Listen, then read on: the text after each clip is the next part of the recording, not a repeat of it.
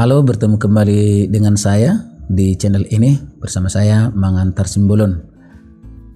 Kali ini kita akan membahas tentang sosialisasi atau informasi tentang seleksi masuk perguruan tinggi negeri untuk tahun 2021.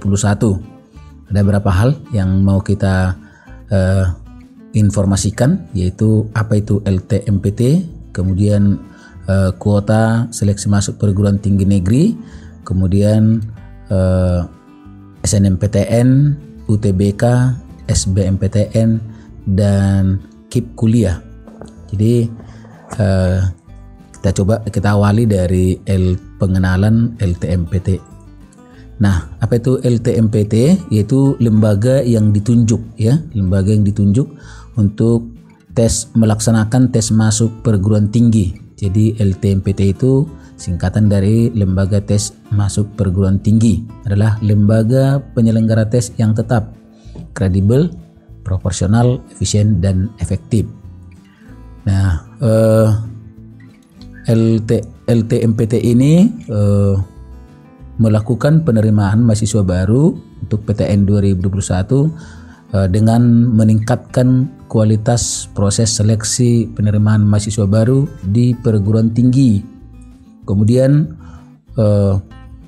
menetapkan 3 jalur seleksi untuk perguruan tinggi negeri, yaitu jalur SNMPTN, kemudian jalur SBMPTN, dan jalur seleksi mandiri. Nah, kemudian mengembangkan model proses seleksi sesuai perkembangan teknologi informasi dan era digitalisasi melalui ujian tulis berbasis komputer atau UTBK. Nah, model tes dan seleksi calon mahasiswa baru mengacu pada prinsip-prinsip adil, transparan, fleksibel, efisien, dan akuntabel. Nah, apa kira-kira fungsi dan tujuan LTMPT ini? Nah, LTMPT ini lembaga ini berfungsi mengelola dan mengolah data calon mahasiswa untuk bahan seleksi jalur SNMPTN dan SBMPTN oleh perguruan tinggi negeri yang bersangkutan. Jadi lembaga inilah yang mengelola dan mengolah data calon mahasiswa untuk dipergunakan oleh perguruan tinggi yang bersangkutan.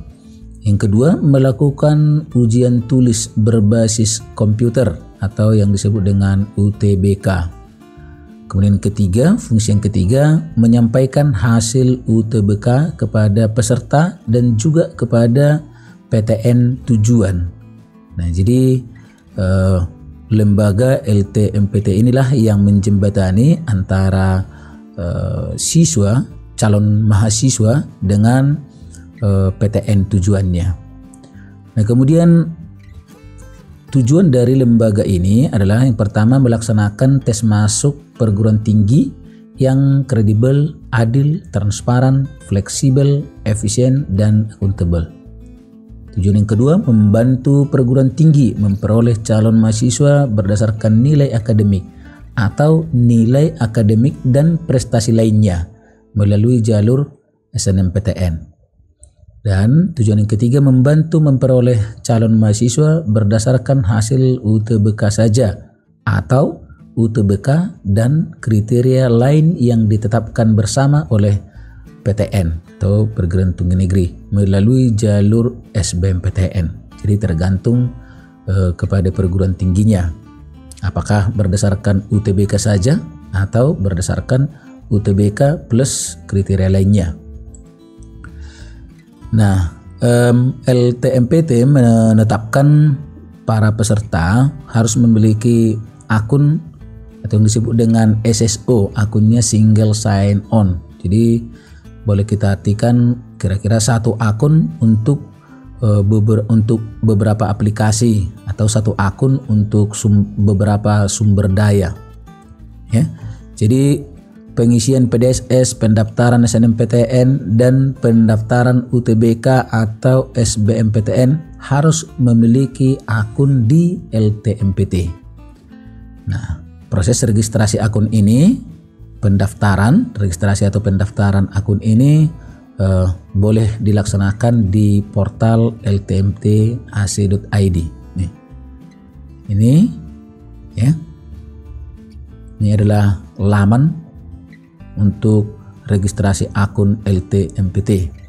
Nah, dan kemudian nanti sekolah akan mengisikan PDSS ya. Sekolah akan bertugas mengisi PDSS dengan menggunakan akun LTMPT juga ya, pangkalan data sekolah dan siswa. Jadi nanti sekolah akan mengisikan data-data sekolah dan data-data siswa, khususnya nilai siswa. Kemudian proses pendaftaran SNMPTN bagi siswa dan juga bagi sekolah. Kemudian pendaftaran UTBK atau SBMPTN bagi calon mahasiswa. Jadi menggunakan akun LTMPT. Jadi semua proses ini harus sudah mempunyai akun di LTMPT. Registrasi atau pendaftarannya di portal.ltmpt.ac.id. Registrasi akun LTMPT untuk kebutuhan PDSS dan SNMPTN itu dimulai dari 4 Januari sampai 1 Februari 2021. Sedangkan registrasi akun LTMPT untuk kebutuhan UTBK dan SBMPTN itu dilaksanakan tanggal 7 Februari sampai dengan 12 Maret 2021. Itulah tentang LTMPT. Kemudian kuota yang ditetapkan, penerimaan mahasiswa baru ya, kuotanya ditetapkan seperti ini. Ada 3 jalur seperti dijelaskan sebelumnya. Ada 3 jalur seleksinya, yaitu jalur SNMPTN, SBMPTN, dan seleksi mandiri. Nah, untuk jalur SNMPTN itu minimal 20 dari daya tampung perguruan tinggi tersebut ya. 20% dari daya tampung perguruan tinggi tersebut. Jadi diterima berdasarkan dengan menggunakan lewat jalur SNMPTN ini ya. Jadi berdasarkan nilai akademik saja atau nilai akademik dan prestasi lainnya. Ini ditetapkan oleh PTN-nya. Ada PTN yang menetapkan berdasarkan nilai akademik saja, tapi ada PTN lainnya berdasarkan nilai akademik dan prestasi lainnya. Nah, biaya SNMPTN ini ditanggung oleh pemerintah. Kemudian lewat jalur yang kedua, kuotanya minimum 40% dari daya tampung perguruan tinggi tersebut. Jalur SBMPTN minimum 40% ya.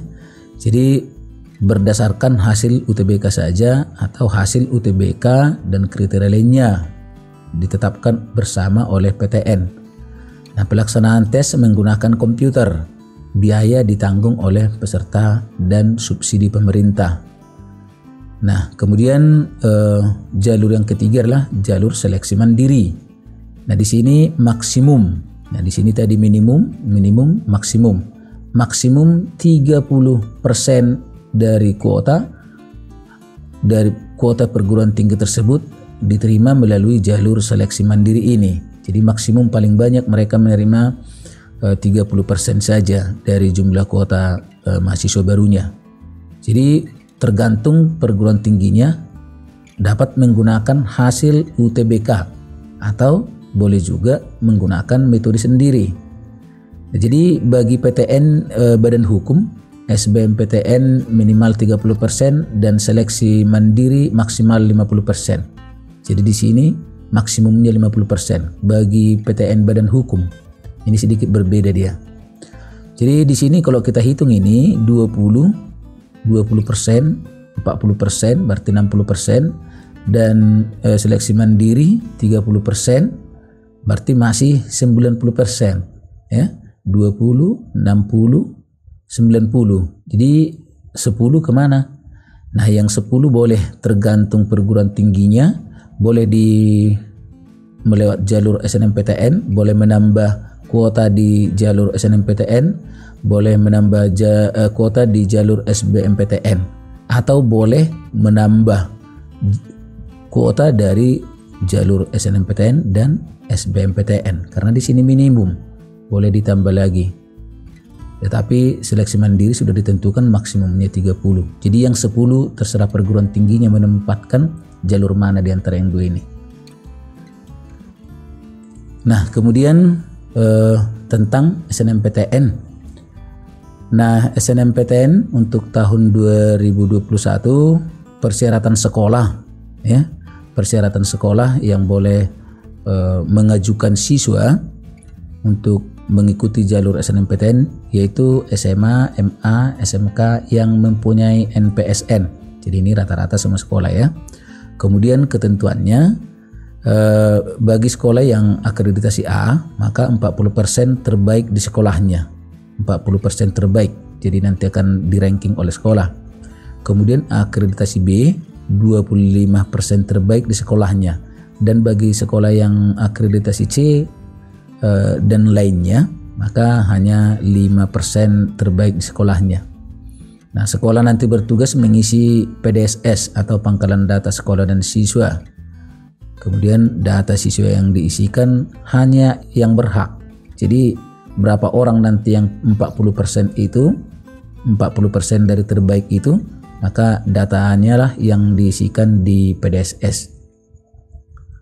Kemudian sebagai siswa persyaratannya yaitu siswa SMA, MA, SMK kelas akhir atau kelas 12 pada tahun 2021 yang memiliki prestasi unggul. Yang pertama, memiliki prestasi akademik dan memenuhi persyaratan yang ditentukan oleh masing-masing perguruan tinggi. Nah, kemudian memiliki NISN dan terdaftar di PDSS. Nah, ini hubungannya dengan sekolah tadi. Memiliki nilai rapor semester 1 sampai dengan 5 yang telah diisikan di PDSS. Jadi sekolah akan mengisikan semester 1 sampai semester 5. Peserta yang memilih program studi bidang seni dan olahraga wajib mengunggah portofolio. Jadi khusus program studi seni dan olahraga harus mengunggah portofolio. Nah, kemudian pilihan program studi. Setiap siswa dapat memilih 2 program studi dari 1 PTN atau 2 PTN. Jadi boleh memilih di 1 PTN 2 prodi, ya, atau di 2 PTN masing-masing 1 prodi. Kira-kira seperti itu. Jika memilih 2 program studi, salah satu harus berada di PTN pada provinsi yang sama dengan SMA, MA, SMK asalnya. Nah, jadi kalau memilih 2, maka harus salah satu di antaranya harus memilih PTN yang ada di provinsi masing-masing. Tetapi jika memilih 1 program studi saja, dapat memilih perguruan tinggi yang berada di provinsi manapun, ya. Jadi kalau memilih 2 tadi, 1 harus berada di provinsi masing-masing, tetapi bagi yang memilih hanya 1 dapat memilih di provinsi manapun. Kemudian disarankan tidak lintas minat, ya, disarankan tidak lintas minat. Jadi ini juga tergantung ketentuan PTN yang dituju. Ada yang menerima lintas minat tergantung PTN-nya, ada yang tidak mengizinkan. Tetapi di sini disarankan tidak lintas minat. Nah, tahapannya boleh di sini diperhatikan tahapan SNMPTN-nya.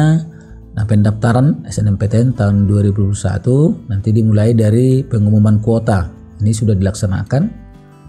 Pengumuman kuota itu jumlah yang diterima berdasarkan persentase sesuai dengan akreditasi tadi. Ada yang 40%, ada yang 5% sesuai dengan akreditasi sekolahnya.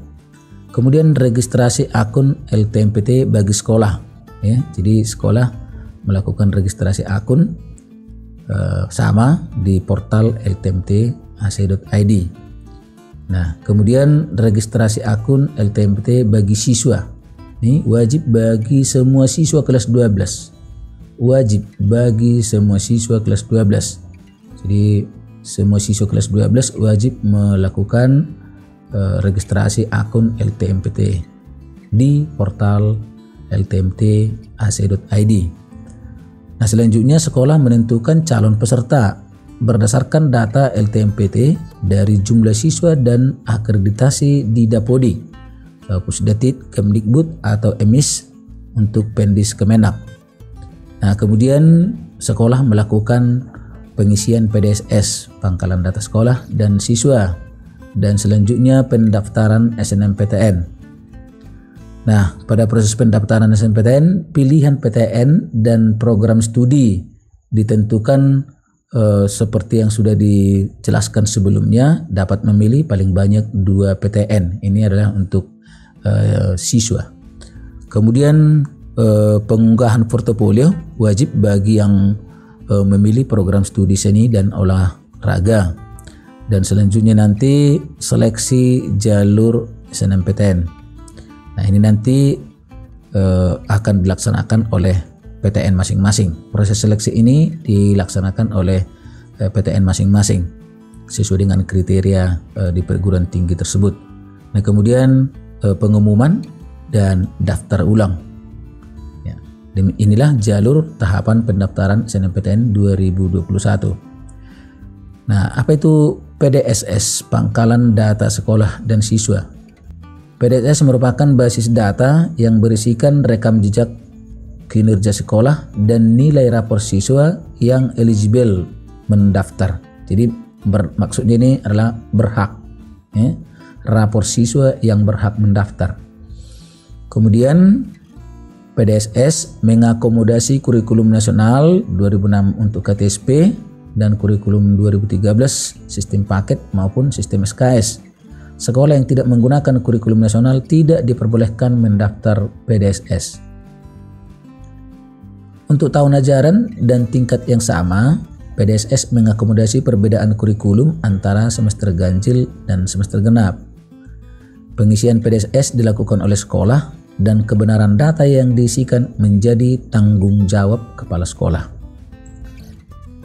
Nah, kemudian ketentuan pemeringkatan, pemeringkatan siswa dilakukan oleh sekolah yang pada dasarnya memperhitungkan nilai mata pelajaran sebagai berikut. Jadi sekolah yang melakukan pemeringkatan dengan berdasarkan nilai ini. Bagi jurusan IPA, maka nanti diperingkat berdasarkan nilai matematika, bahasa Indonesia, bahasa Inggris, kimia, fisika, dan biologi. Sedangkan di PS diperingkat berdasarkan matematika, bahasa Indonesia, bahasa Inggris, sosiologi, ekonomi, dan geografi. Nah, sedangkan untuk jurusan bahasa, matematika, bahasa Indonesia, bahasa Inggris, sastra Indonesia, antropologi, dan salah satu bahasa asing. Nah, kemudian untuk SMK diperingkat berdasarkan mata pelajaran matematika, bahasa Indonesia, bahasa Inggris, dan kompetensi keahlian. Nah, setelah dilakukan proses peringkat, sekolah dapat menambahkan kriteria lain berupa prestasi akademik dalam menentukan peringkat siswa bila ada nilai yang sama. Jadi kalau nanti nilainya sama, boleh menentukan kira-kira siapa yang mempunyai prestasi akademik yang lebih baik.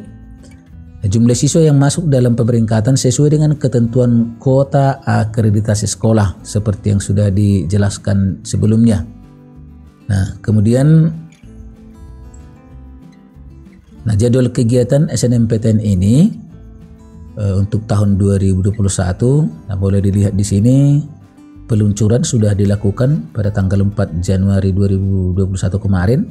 Kemudian registrasi akun LTMPT itu tanggal 4 sampai tanggal 1 Februari 2021. Dan penetapan siswa yang eligible oleh sekolah, yang berhak oleh sekolah, itu dimulai tanggal 4 sampai tanggal 4 Januari sampai 8 Februari 2021. Dan pengisian PDSS itu tanggal 11 Januari sampai 8 Februari 2021. Pendaftaran SNMPTN itu tanggal 15 sampai 24 Februari 2021. Sedangkan pengumuman hasil SNMPTN 22 Maret 2021. Kemudian pendaftaran ulang peserta yang lulus SNMPTN itu dilihat di laman perguruan tinggi yang dituju. Jadi berbeda-beda, masing-masing perguruan tinggi yang menentukan. Seluruh kegiatan ini pada hari yang sudah ditentukan diakhiri pada pukul 15.00 WIB. Nah, itulah tentang SNMPTN. Kemudian UTBK. Nah, UTBK artinya ujian tulis berbasis komputer. Kelompok ujian ya yang ditentukan nanti kelompok saintek atau soshum atau campuran. Nah, kemudian hasil tes, setiap peserta akan diberikan hasil tes secara individu, dan materi tes di UTBK itu terdiri dari tes potensi skolastik atau disebut dengan TPS dan tes kompetensi akademik disebut dengan TKA. Kemudian pelaksanaan tes dilaksanakan dalam 2 gelombang, 14 hari dan 28 sesi. Jadi artinya ada 2 sesi setiap harinya. Nah, setiap peserta hanya diperbolehkan mengikuti 1 kali tes. Dan persyaratan peserta UTBK seperti dijelaskan sebelumnya harus memiliki akun LTMPT.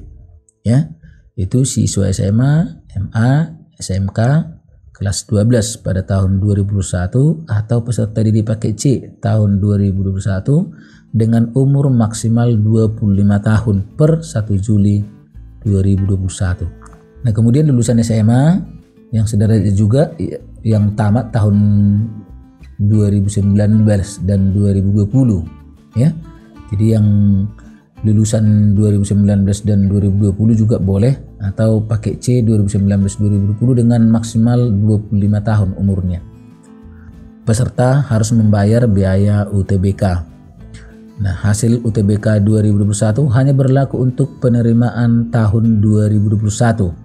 Jadi hasil UTBK ini berlaku untuk penerimaan 2021 juga, artinya tidak berlaku untuk tahun berikutnya.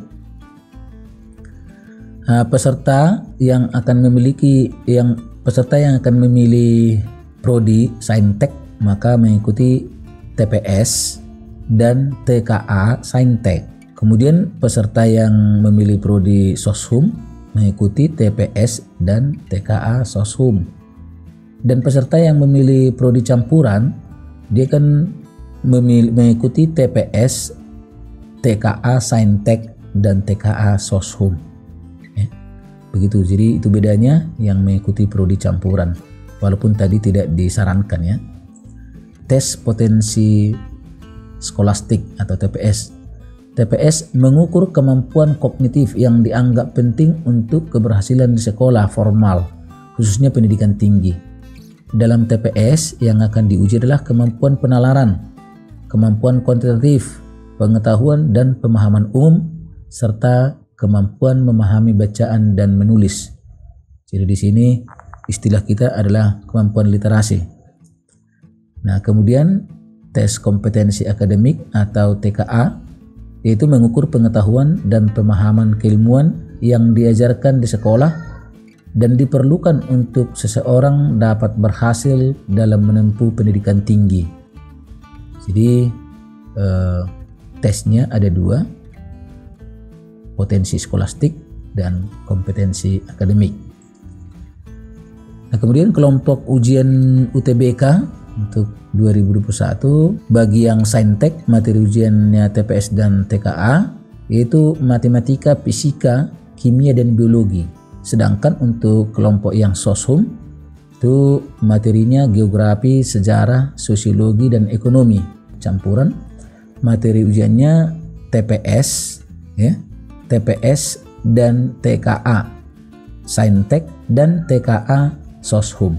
Nah, lokasinya di sini untuk saintek 190 menit, soshum 190 menit dan campuran 285 menit. Tahapan pendaftaran UTBK-nya registrasi akun LTMPT ini wajib, kemudian melakukan login di portal LTMPT, kemudian memilih menu verifikasi dan verifikasi data siswa. Nih, mengisi biodata, unggah pas foto. Nah, kemudian memilih menu pendaftaran UTBK ya. Nah, selanjutnya membayar di bank. Itu membayar di bank ini, Bank Mandiri, Bank BNI atau Bank BTN.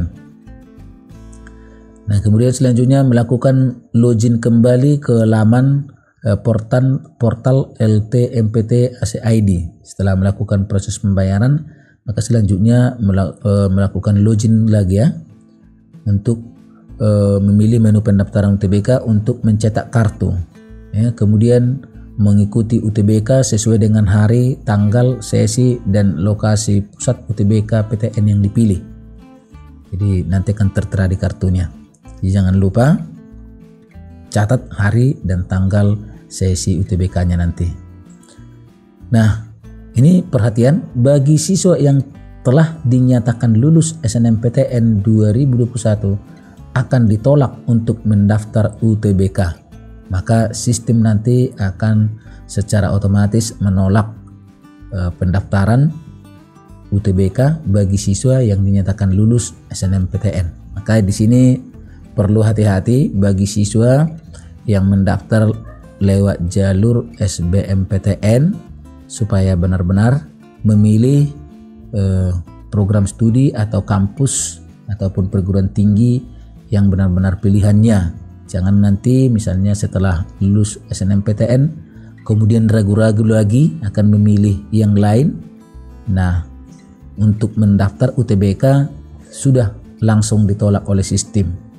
Nah, lokasi UTBK dilaksanakan di 74 pusat UTBK perguruan tinggi. Nah, lokasi ini nanti boleh dilihat di informasi resmi LTMPT.